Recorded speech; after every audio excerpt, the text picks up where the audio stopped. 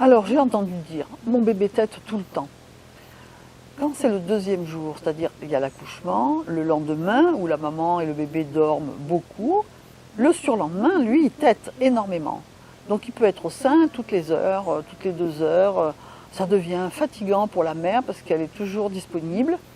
Mais il faut savoir qu'un bébé il tète pour faire monter le lait, mais aussi pour remettre les os du crâne à sa place.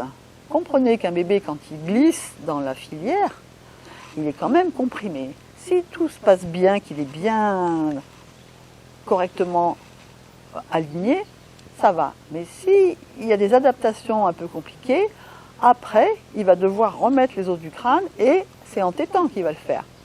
Voilà, il a quelque chose dans la bouche, ça appuie sur le palatin, qui appuie sur le vomer, qui appuie sur les os du crâne et hop, tout se remet d'aplomb. C'est pour ça que je propose la tétine, non pas pour lui donner de mauvaises habitudes, parce qu'il y a des gens qui sont très réfractaires. Et tous les enfants n'en ont pas besoin. Mais dans la situation où votre bébé tète beaucoup, ne lui donnez pas le sein tout le temps, surtout qu'il va y rester un long moment, plus de 10 minutes. Donc après, vous aurez les bouts de sein en chou-fleur. C'est pas le but. Donc, vous donnez le sein, 10 minutes. Après, il a encore envie, vous donnez la tétine.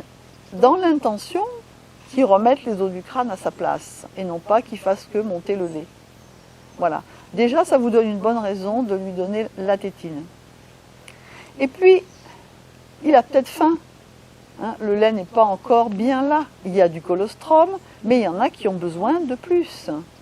Donc moi je conseille, alors c'est moi qui conseille, de donner de l'eau à la petite cuillère, à la pipette, au biberon, comme vous voulez. Pas beaucoup.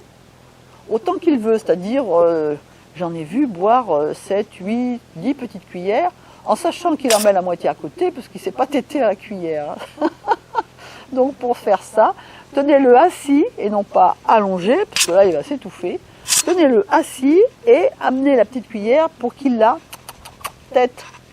Et comme ça, il pourra avaler de l'eau. Ça permet au bébé de nettoyer ses intestins, faciliter la sortie du méconium, ça l'hydrate. Et puis, mine de rien, une fois qu'il est satisfait, il va pouvoir dormir plus longtemps et permettre à la maman aussi de se reposer. Parce que pour avoir du lait, il faut manger, boire et dormir.